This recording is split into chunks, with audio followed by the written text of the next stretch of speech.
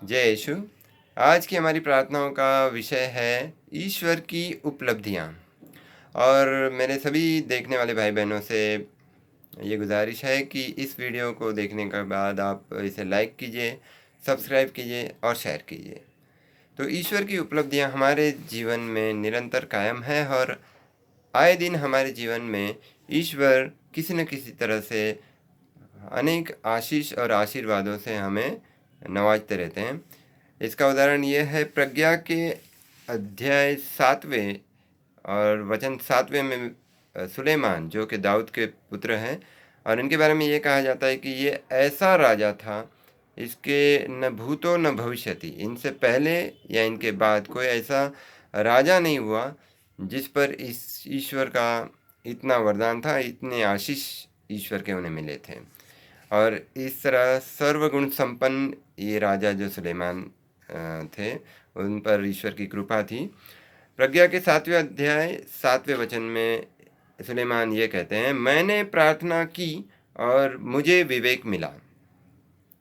तो ईश्वर से उन्होंने प्रार्थना की और ईश्वर ने उन्हें धन संपत्ति पैसा तो ठीक है, इसके साथ साथ विवेक से उन्हें आशीर्वादित किया।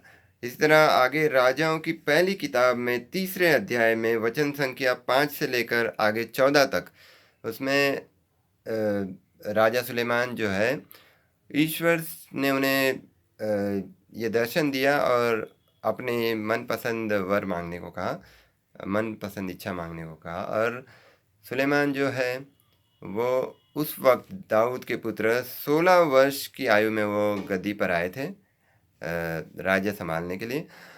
और उस वक्त इतनी छोटी आयु में उनके पास इतने लश्कर थे, इतने सैनिक थे कि कहा जाता है कि वह दरिया के किनारे जो रेत बालू होती है वो भी कम पड़ जाए, उससे भी ज़्यादा लश्कर, इतने सैनिक थे उनके पास। तो उनको संभालने के लिए, ये सारा राज सिंहासन संभालने के लिए, अपने लोगों को संभालने के लिए, अपने नगर को संभालने के लिए और अनगिनत सैनिकों को, लश्कर को संभालने के लिए राजा सुलेमान ने जो है वह ना पैसा या वैभव और ना ही अपने दुश्मनों के प्रति कोई अपनी नाराज़गी प्रकट की और उनका वध नहीं चाहा, उनका बुरा नहीं चाहा किसी का। लेकिन उन्होंने मांगा तो क्या वर मांगा कि ईश्वर, मुझे आप इतना बड़ा लश्कर चलाने के लिए, इतने सैनिकों को संभालने के लिए, राज्य संभालने के लिए अच्छी तरह से मुझे आप प्रज्ञा का ज्ञान दीजिए। तो ईश्वर उनके इस विनंती से प्रकट खुश होकर उन पर आशीष बरसाते हैं और उन्हें न कि सिर्फ जो मांगा वो मिला, लेकिन इसके साथ साथ धन संपत्ति, पैसा, वैभव अनंत प्रमाण में, विपुल प्रमाण में। कहा जाता है उनसे पहले या उनके बाद कोई ऐसा राजा नहीं हुआ जिसको ईश्वर ने इतना सारा आशीर्वाद और इतना सारा धन संपत्ति पैसा दिया था। इसी तरह हम देखते हैं मदर टेरेसा के जीवन में एक वाकया ऐसा हुआ था जिसमें आश्रम में जो है बहुत सारे लोग हैं और वहाँ पर खाने पीने की चीज़ों की कमी है। और मदर टेरेसा जो है प्रार्थना करती है कि अब कैसे गुजारा होगा, और कुछ भी चीज़ें नहीं हैं जो जिनसे कि वो अपने मरीज़ों को, अपने जो है लोगों को ठीक से पर्याप्त मात्रा में उनका भरण पोषण, यानी उस वक्त एक वक्त का खाना भी उस वक्त मौजूद नहीं है। और उसी वक्त अचानक ईश्वरीय कृपा से इस तरह एक वैन जो है वहाँ से पास हो रही थी आश्रम के पास से, और वैन में कुछ खराबी होने की वजह से, कुछ प्रॉब्लम आने की वजह से जो गाड़ी वहाँ पर रुक जाती है। और ये ड्राइवर जो है वो देखता है कि वैन में इतना सारा जो है मिल्क भरा हुआ है, तो दूध जो अगर समय पर वहाँ पर नहीं पहुँचा जहाँ पर पहुँचाना है, क्योंकि गाड़ी ख़राब हो चुकी है, तो इस वजह से वो आश्रम में आता है और मदर टेरेसा से कहता है कि आपके जो भी लोग हैं, जितने भी लोग हैं, उनके लिए पर्याप्त मात्रा में मेरे पास ये दूध है जो आप इनको खाने के लिए बांट सकते हो। तो इस तरह से हम देखते हैं कि ईश्वर जिन पर अपनी कृपा बरसाते हैं, तो जहाँ पर कोई उम्मीद नहीं है वहाँ पर भी ईश्वर अपना चमत्कार दिखाते हैं। और इसी तरह मुझे याद है मेरे जीवन में एक वाक़या हुआ जहाँ पर आज से 2008 यानी आज से 12 साल पहले की बात है ये।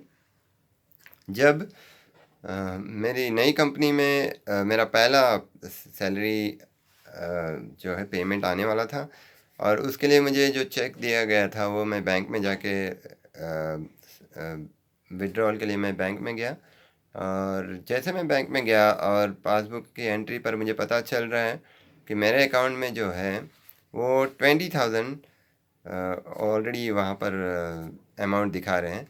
तो मैं चौंक रहा हूँ और कैशियर से पूछ रहा हूँ कि भाई ये 20,000 गलती से किसी के पैसे जो है मेरे अकाउंट में आ गए, आप देखिए ठीक से, और जिनके हैं उन्हें वापस लौटाइए। तो कैशियर जो है चेक करता है और मुझे बताता है, दीपक राठौड़ आप ही का नाम है? यस, मेरा ही नाम है। तो फिर ये पैसे भी आप ही के हैं। तो मैं कहता हूँ ये पैसा मेरा कैसे हो सकता है, जबकि मेरा जॉब नया है, ये पेमेंट नहीं है, और 20,000 तो मेरी सैलरी नहीं है, तो ये कैसे मेरा अमाउंट हो सकता है? तो उनका कहना ये है कि आप जो पिछले जहाँ पर थे कंपनी में, वहाँ का जो है ये पीएफ वगैरह हो करके ये आपके अकाउंट में आया है, और ये पैसा आप ही का है। तो इस तरह से जब ईश्वर देता है तो कहता है छप्पर फाड़ के देता है। तो हम बशर्ते हमारे साथ हम निरंतर अगर हम प्रार्थना में रहेंगे तो ईश्वर की कृपा हम पर बनी रहती है। हालांकि हम कई बार डगमगा जाते हैं। और इसी तरह हम देखते हैं पुराने करार में, उत्पत्ति के ग्रंथ में, जहाँ पर 22वें अध्याय में हम अब्राहम का वाक़या देखते हैं।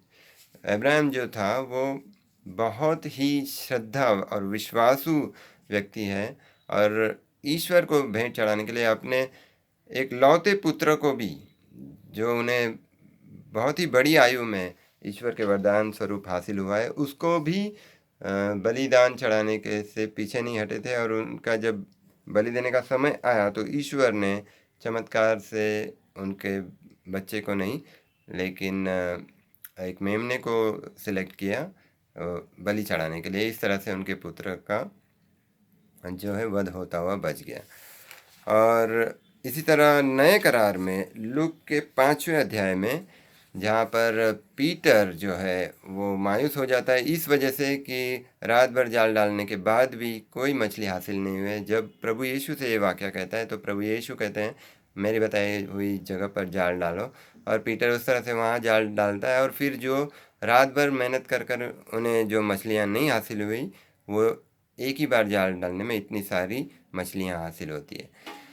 तो ईश्वर का वचन बताता है कि हम अगर ईश्वर में अपनी पूर्ण श्रद्धा रखेंगे, तो अगर हम इंसान जो है कमज़ोर है, मनुष्य लाचार है, मजबूर है, विवश है कई बार, लेकिन अगर ईश्वर का आशीष हमारे साथ है तो हम नामुमकिन को भी मुमकिन कर सकते हैं। यही एफिशिएंस के 4थे अध्याय में 13वां वचन कहता है कि मैं अगर ईश्वर के साथ हूँ, ईश्वर मेरे साथ है, तो मैं कुछ भी कर सकता हूँ। प्रभु यीशु में मैं हर एक चीज़ करने के काबिल हूँ।